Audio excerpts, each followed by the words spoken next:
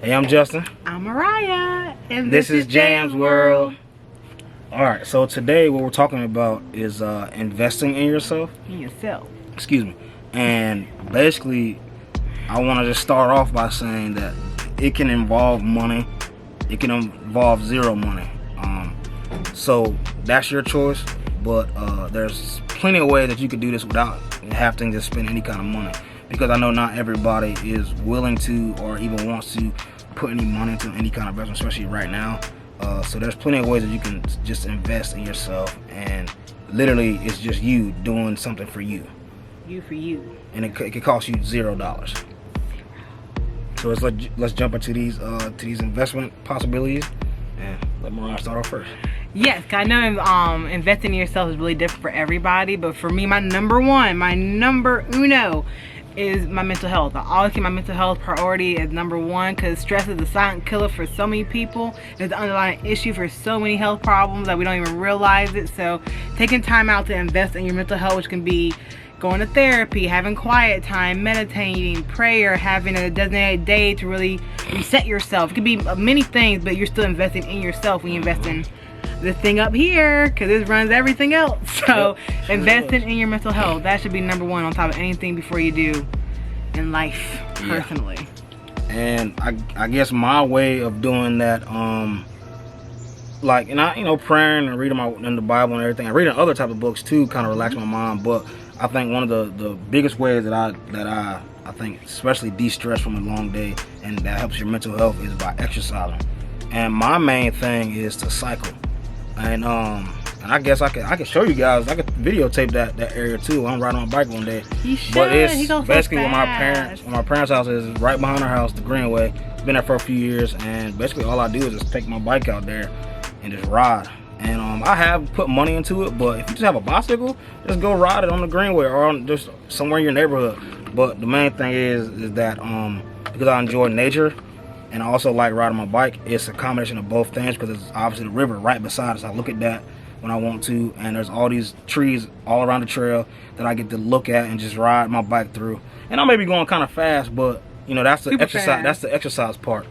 But it lets me depuff, because literally I feel like I'm sweating out the stress, because that's basically what's happening. Because I'm like she said, I go kind of fast. So, very fast. and for long distance, I could ride up to 20 plus miles daily. Because that's what I like to do.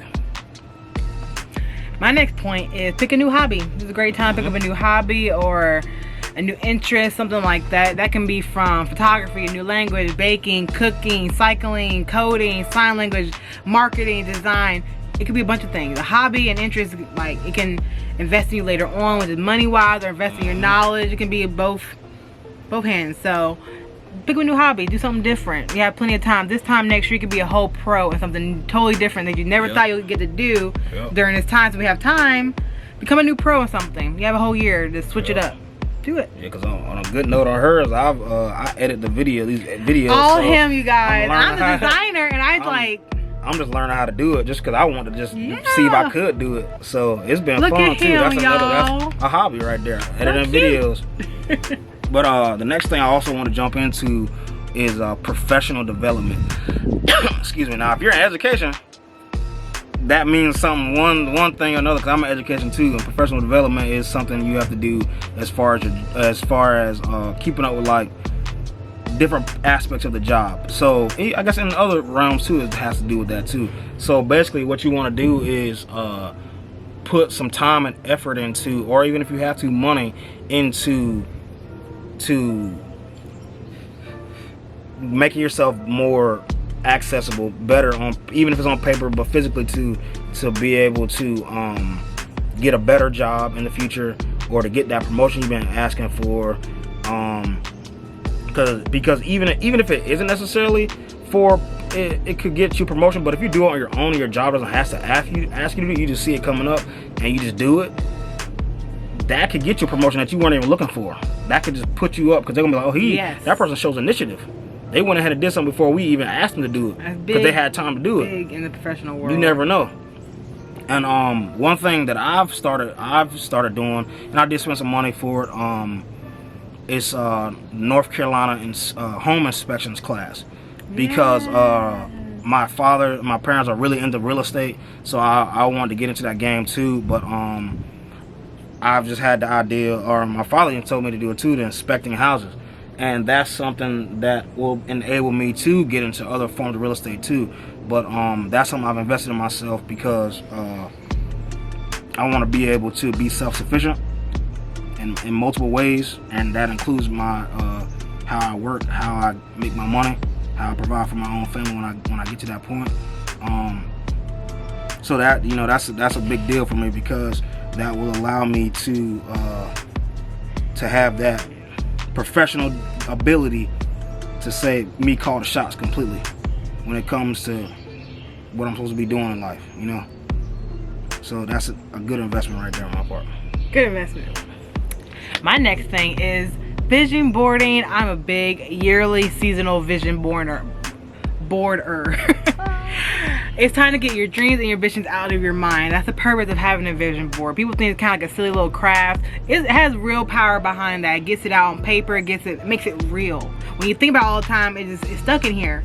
Making it out and putting it out, speaking it, writing it down, it makes it live. When you constantly see it, you constantly have drive. You don't have to keep reminding yourself. You see, like, okay, this is what I'm working towards. And that's the foundation of manifesting your life and your dreams. You have to see it. You have to speak it. You just can't keep it in your head and hide it from the world, especially yourself.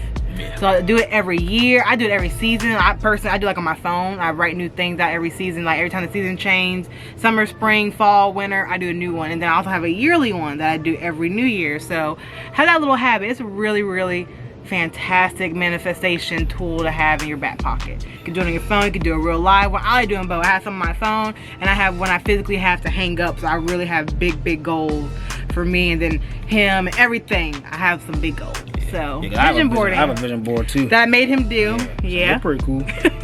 And he liked it. After I had to push him though. After months. I had months. But yeah, anyways. Okay, yeah. Another thing on top of the vision board is what was it called? Oh yeah, your 10-year plan. That's a good thing to have too, because that goes right along with the vision board. But in this instance, you're, I guess, not taking pictures, you're actually physically writing it down and being very detailed. So this is something our pastor told us to do. He My said daddy. make a 10-year plan and have out what exactly you want to do and estimate the cost of what it is that you think it's going to cost you to get there, and do that from now up until 2030 of this month. So and it can keep you going. So I need to print mine out because I have it on my computer, and I made some adjustments to it. So I think I need to make some more adjustments to it. But it's a good thing to have, and I think it's a wise decision on my part, because it's like, it kind of made me think about it, like, oh dad, like this actually does make sense to do this. And that's another thing that ties into investing, putting your self-investment into God. Yes, I think that's very important, especially during this time period, because I personally don't believe that, and it says in the Bible, so I mean, it's not just my personal belief, it's a fact based upon the Bible, that we're not built to be fearful. This is not a time to be afraid. This is a time to invest. Because my dad told me this 1,000 times. He says that I forgot the prophet's name, but he invested during a drought. Yes. What's this season now? A drought. You need to invest in some way, whether it be your health, mental health, monetarily wise, professionally wise, whatever. Invest in yourself. Because when you invest when it's hard, it's going to be very easy to invest when it's easy. And also, God's going to look out for you, because he knows, obviously he knows what's going on. Yes.